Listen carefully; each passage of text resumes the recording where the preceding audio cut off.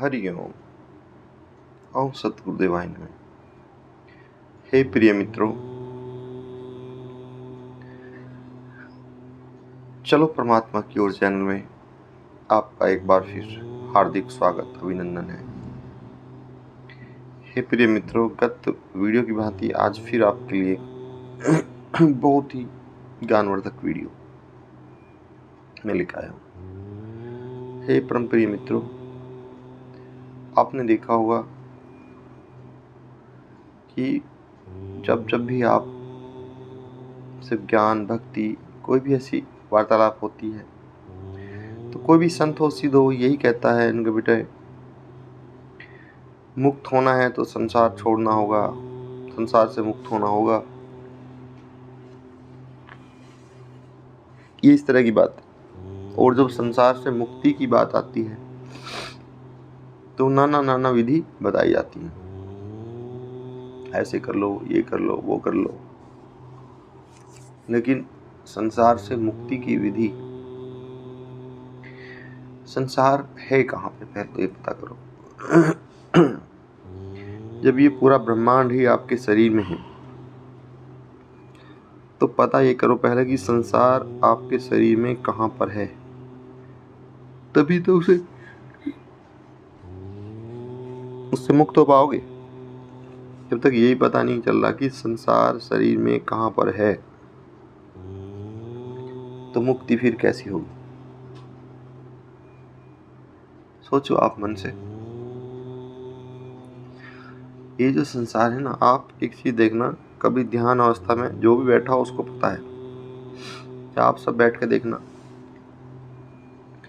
जब भी आप ध्यान में बैठोगे अगर आपका ध्यान लग गया तो देखोगे आप कई घंटे,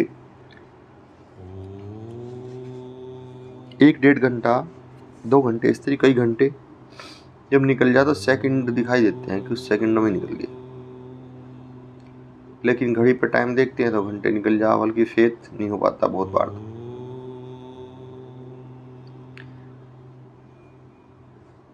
इसका मतलब क्या हुआ? ये संसार आपका मन है। जैसे आपने मन को कंट्रोल कर लिया, जैसे आपने मन को कंट्रोल कर लिया, ऐसी संसार गायब। देख लिया नहीं कैसे वो घंटों सेकंडों में खत्म हो जाने कि आप समय को स्थिर कर देते हो। अगर आपने अपने मन को रोक लिया तो समय स्थिर कर दिया, और समय स्थिर कर दिया तो संसार गायब हो गया। विचार करो कैसे आपके कई घंटे, 1 घंटा 2 घंटा 10 घंटे जैसे भी कोई ध्यान में रहता है वो सेकंडों में निकल जाते हैं, सेकंडों में, क्योंकि आपने अपने मन को कंट्रोल किया।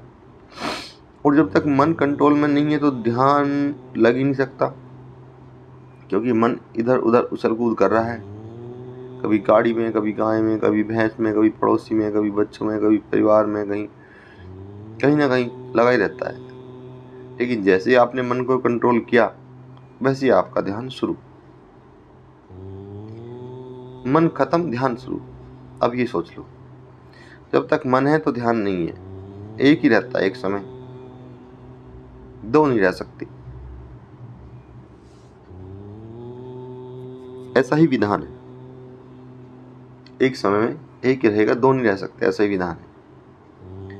तो आप मन को कंट्रोल करने की जिसने विधि सीख ली वही संसार से पार हो गया।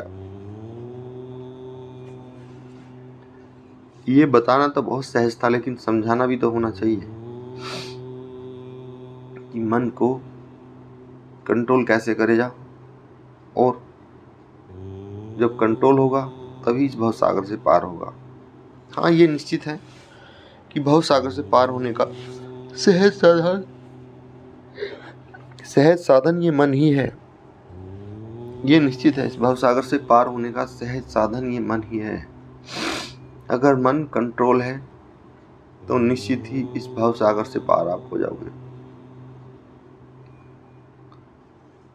यही विधि है, संसार इस मन में बसा हुआ है। जैसी मन पे ध्यान है वैसे आपका संसार जागृत हो जाता है। और जहाँ जहाँ मन आपको लेके जाता है संसार में, आप उन्हीं रिश्तों पे, उन्हीं वस्तु पे, रिश्तों पे, नातों पे, कार्यभार पे टिक जाते हो। लेकिन जैसे ही आपने मन को कंट्रोल किया, संसार को फौरन कर लिया, और फिर आप इस जीवन मरण से मुक्ति की तरफ दौड़ने लगे, जिसने अभ्यास सीख लिया। तो इसलिए प्रिय मित्रों, निरंतर अभ्यास कीजिए। अनुलोम विलोम प्राणायाम, रीढ़ की हड्डी सीधी, जीभ तालू पे लगाना, और शांत चेहरा आनंद से भरा हुआ।